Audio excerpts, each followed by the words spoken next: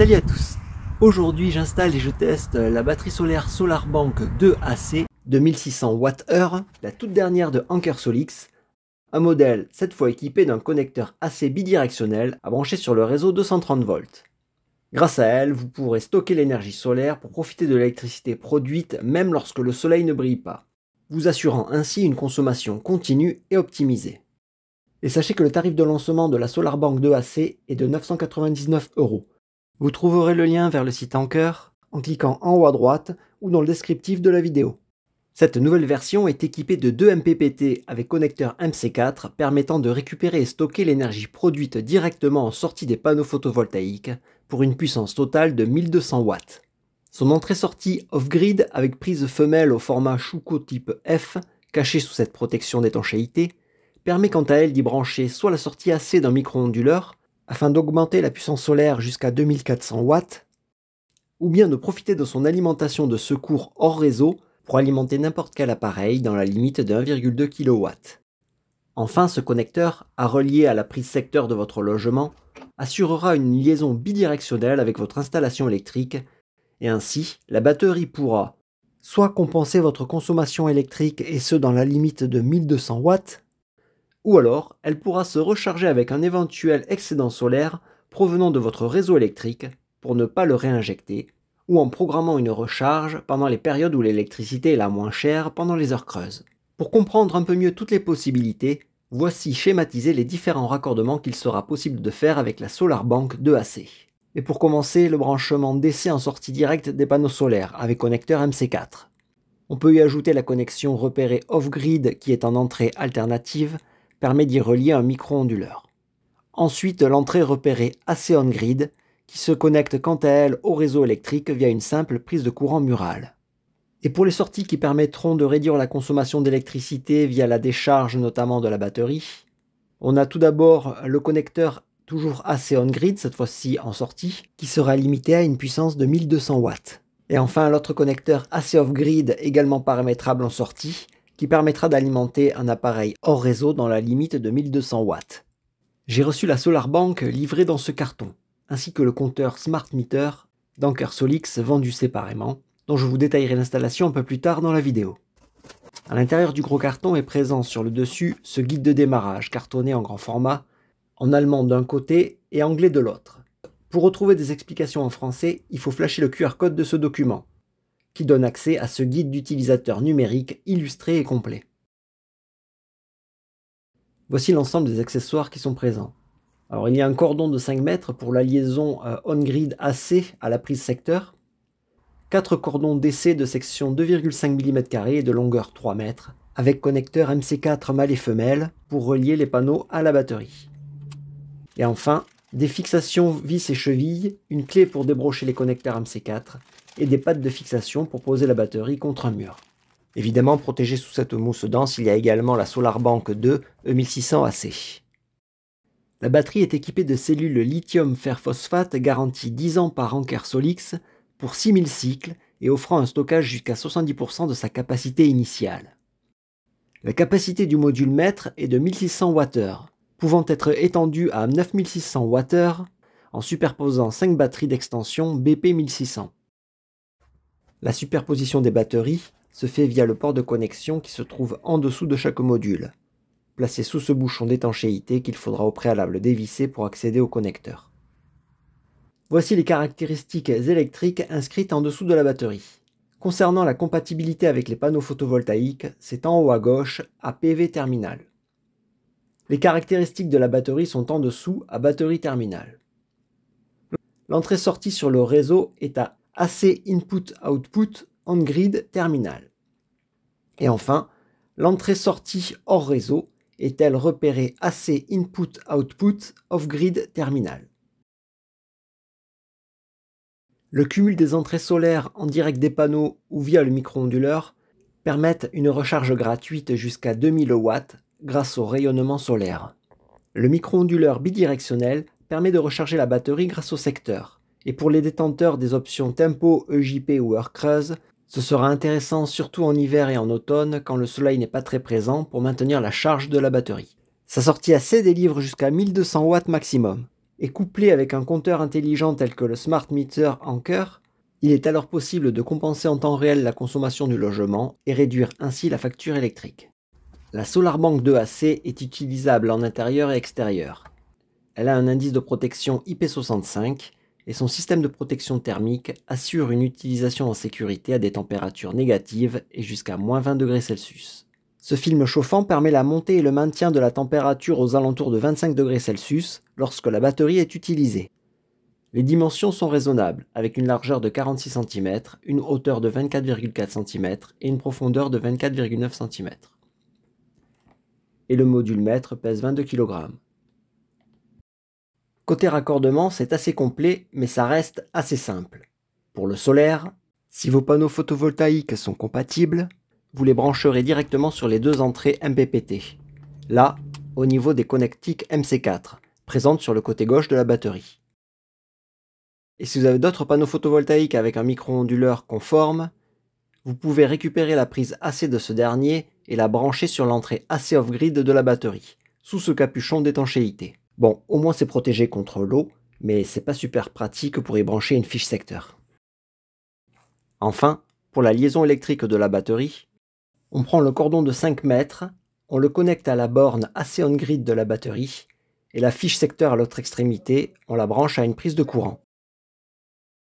Et pour une sécurité électrique optimale, on branche la batterie sur une prise de courant via un circuit dédié à cela uniquement, le tout câblé avec des conducteurs de section 2,5 mm, avec au-dessus une protection magnétothermique par disjoncteur, 10 ou 20 A, et une protection des personnes en amont par interrupteur ou disjoncteur différentiel de sensibilité 30 mA et de type A ou B, détectant les courants résiduels à composante continue, qui correspondent aux courants en sortie de la batterie et des panneaux photovoltaïques.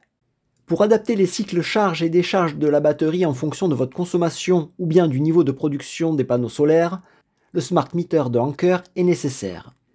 Il est compatible avec des installations triphasées et même monophasées comme j'ai actuellement. Le port RJ12 du dessous accueille les 3 pinces indissociables permettant la mesure du courant sur 3 circuits. Et pour la mesure de la tension, on utilisera les borniers inférieurs repérés L1, L2, L3 et N.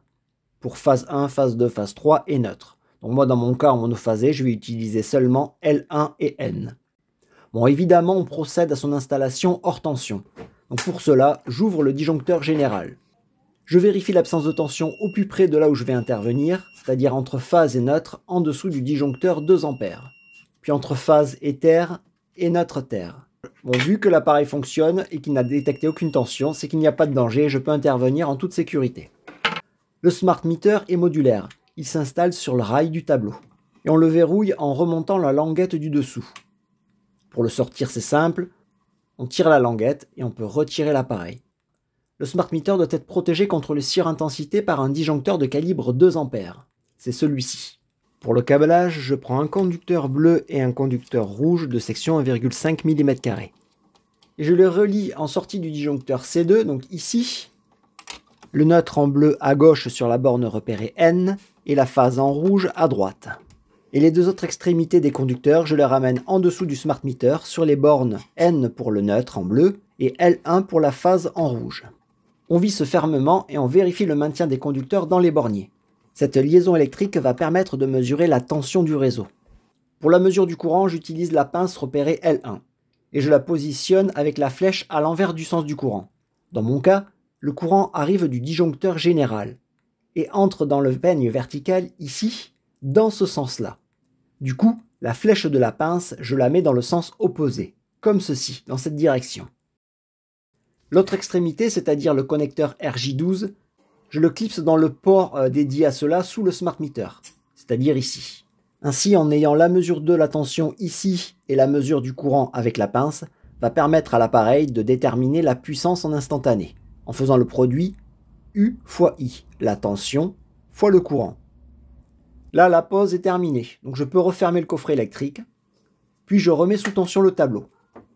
Dès la fermeture du disjoncteur C2, le Smart Meter se met à clignoter de cette façon. Voyons maintenant la partie logicielle. Au préalable, pensez à brancher la batterie sur le secteur à proximité de votre routeur Internet. Après avoir installé et créé un compte sur l'application Anker, pensez à activer le Wi-Fi, le Bluetooth et la géolocalisation. Je démarre l'application Anker, et là sur cette page, c'est l'interface de la première SolarBank. Je commence par mettre sous tension la batterie en appuyant sur le bouton marche pendant 2 secondes. On peut voir ces voyants s'allumer lors du démarrage. Pour ajouter la batterie, appuyez sur le bouton plus en haut à droite, puis sur ajouter un appareil. Automatiquement, la batterie est détectée. Appuyez sur SolarBank 2AC pour l'intégrer à l'application. Entrez les paramètres de votre Wi-Fi 2,4 GHz uniquement, c'est-à-dire son nom et le mot de passe de connexion, puis faites suivant. Patientez un peu le temps que les informations soient prises en compte, puis finalisez l'intégration en appuyant sur le bouton terminer. Sur cet écran, faites ignorer. L'application vous propose alors d'effectuer la première mise à jour du système. Appuyez sur démarrer. L'interface vous explique les améliorations apportées. Pour en profiter, cliquez sur mise à jour 2 fois de suite, puis patientez le temps d'installation.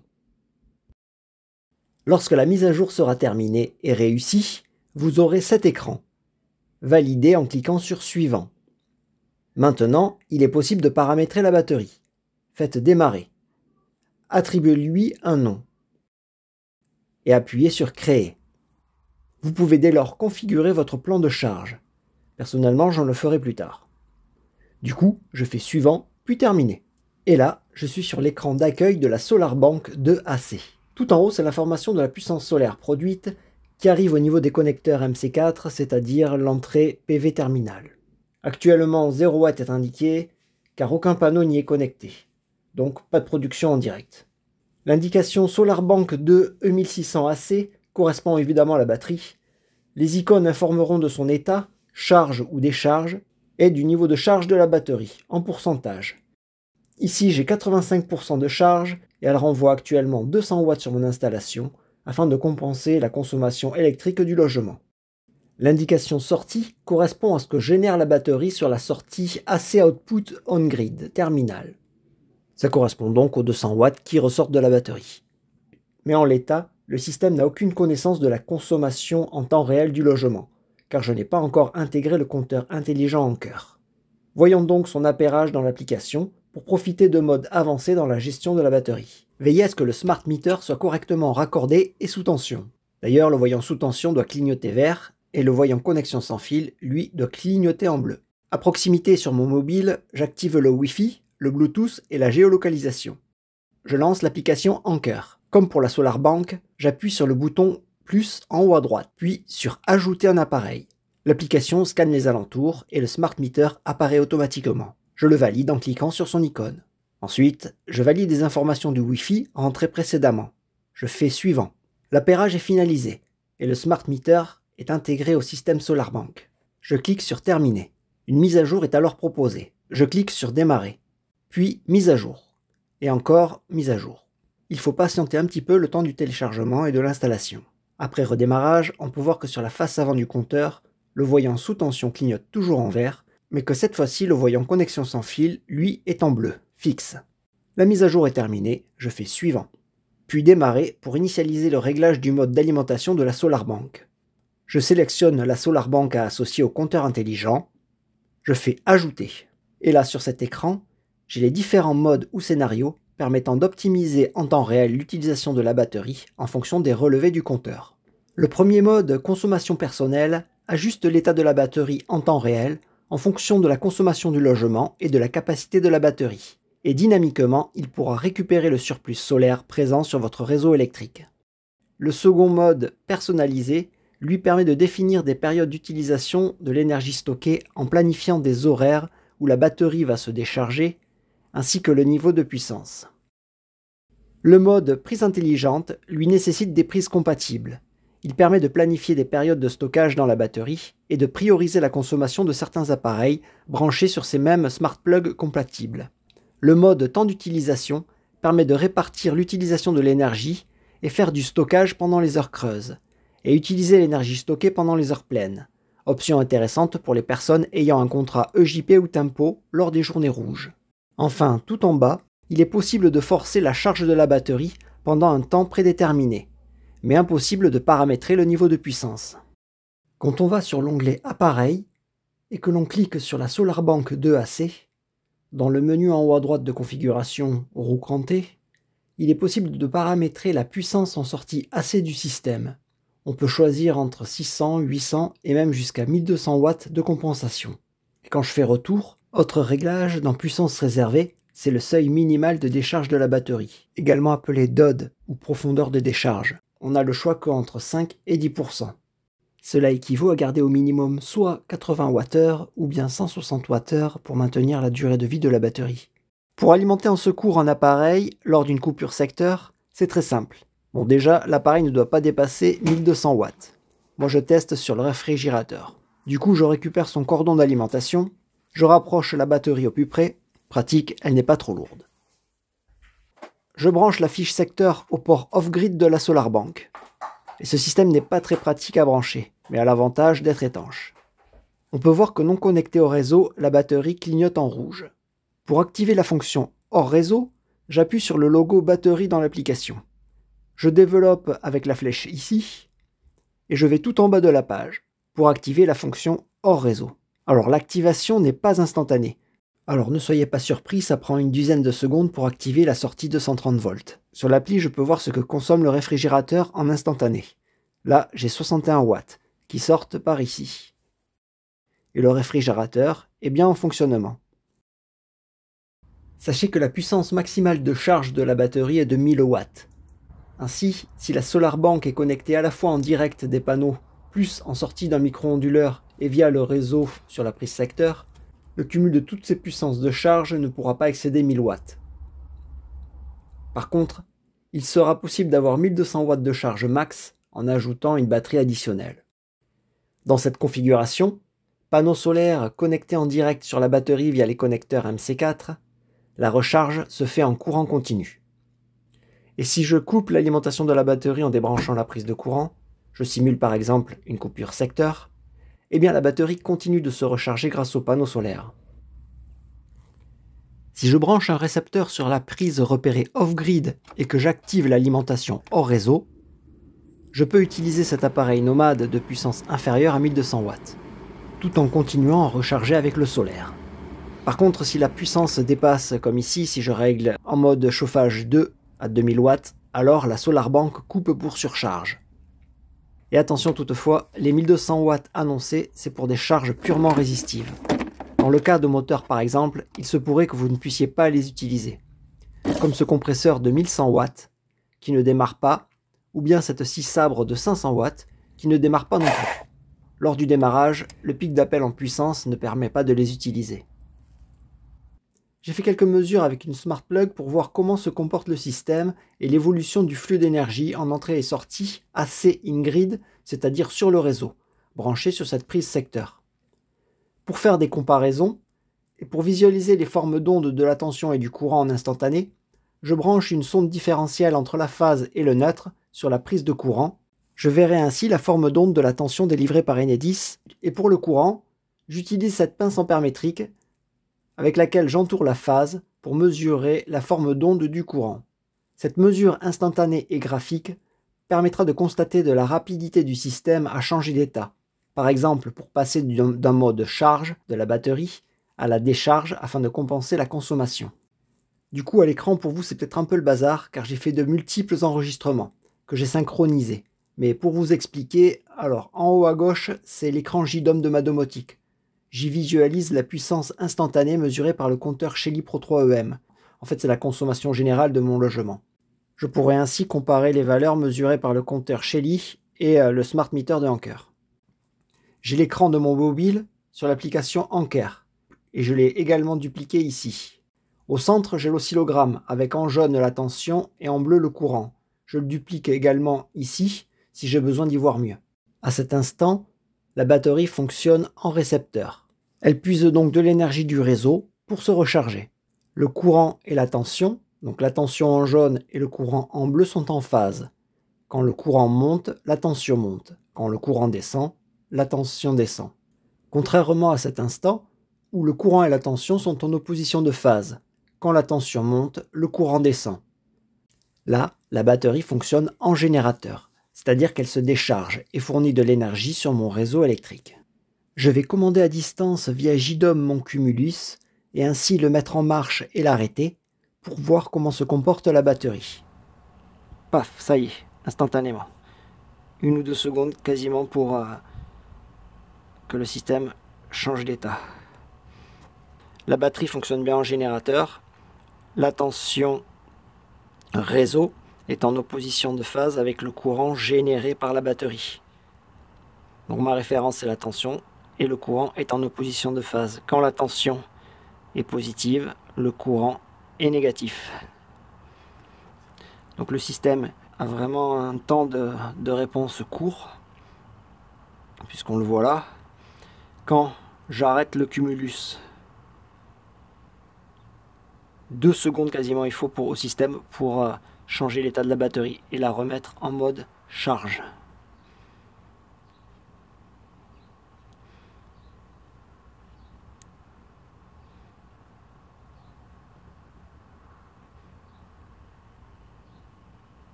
Au niveau de l'application, par contre, le rafraîchissement prend un peu plus de temps.